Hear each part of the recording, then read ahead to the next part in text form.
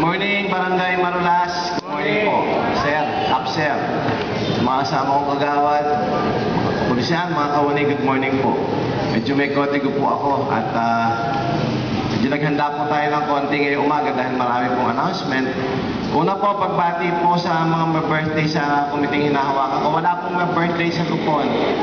Sa Purok, dalawa po, si Luis Ferrer, happy birthday, palakpakan po natin. At saka po si Jaime Clemente. Yan, si Jaime. Happy birthday. So sa mga announcement po, una po,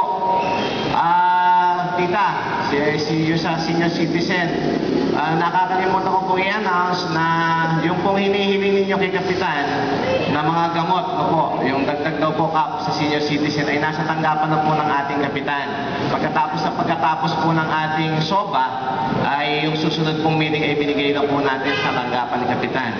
Susunod po, kung nakikita niyo po yung mga police signage, nagpapasalamat po ako sa mga kapulisan.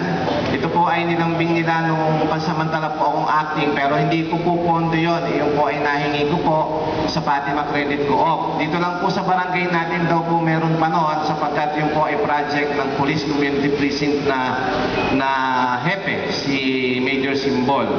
Tapos po, natapos na po yung Operation Tuli ni Congressman Maggie. Doon po sa 5 patuli niya po ay isa po lang yun na-miss ko. Yung dito po sa Marulas, naka-8 na 8 tuli po ako sa 300 nagpatuli. Ano po? So, yan po ay katapusan na. Subalit, nais ko lang pong i-announce ka, mukhang magkakaroon pa po ng dalawa. According to Danny Alonso, meron pa pong announcement na meron pa pong Operation Tuli si Morelos. Tapos po si Vice Mayor Eric ay mukhang sa clubhouse po ng Knights of Columbus magkakaroon ulit ng Operation Tuli. So i-announce ko na lang po ito kung aabot po sa isang flag racing ng umaga. Ngayong umaga po ay gaganapin po ang ika-5 pagpupulong ng Lupong Tagapamayapa para sa taong 2008-2009. Ngayon po yung pangako ko na ibibigay ko na po yung mga birthday gift na hindi ko po naibigay mula January hanggang ngayong pong Mayo ay ibibigay. Wala pong may birthday sa inyo kaya 4 na buwan lang po yun. Sa Purok po, next meeting, yung po nag-birthday ng January to May ay ibibigay ko na po. Sa Buntis po, meron pa po akong 220 slots na available. Sana po ay manatili pong nagbibigay kayo. Pwede nyo pa pong ihabol. Mag-honeymoon po kayo mamaya. Pag nag-positive po kayo bukas, pwede na po yun. Okay po? So, Kap, meron akong isang mahalagang bagay na sasabihin.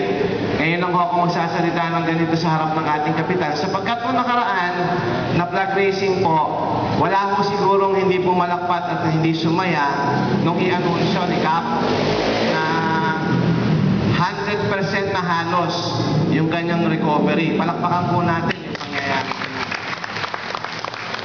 Kaya lang po, sabi nga ni Kapitan, minsan hindi ho sinasadya, medyo tinamaan po ako dun sa sinabi ni Kap. Kasi sabi po ni Kap, kailangan pa ekang manatili ako dito sapagkat pagka nawala ako, maraming mawawala ng trabaho. Sa isip ko po, parang tatamaan yata ako roon, Kap. Kasi po, pagka po iniwan nyo kami nang wala sa oras, yung panganay nyong anak ang papalit. Sabi ko, kung sakaling mangyayari yun, ba't ko naman tatanggalin yung mga taong iiwanan ni Kap at pinagkakatiwalaan ni Kap? Pero hindi po ako magsisinungaling. May katwiran po si Kap doon, kung sakasakali po. Sapagkat alam naman po ni Kapitan, may mga ilang kawani na tayong sabi ko ay medyo dapat na pong palitan, medyo dapat pong mag-iba. Siguro po kung ako po yun, baka po yun tuparin ko. Pero hindi po magiging basihan yung senior citizen para po tanggalin ko po, lalo na po yung mga napapakinabangan pa po nating matatanda.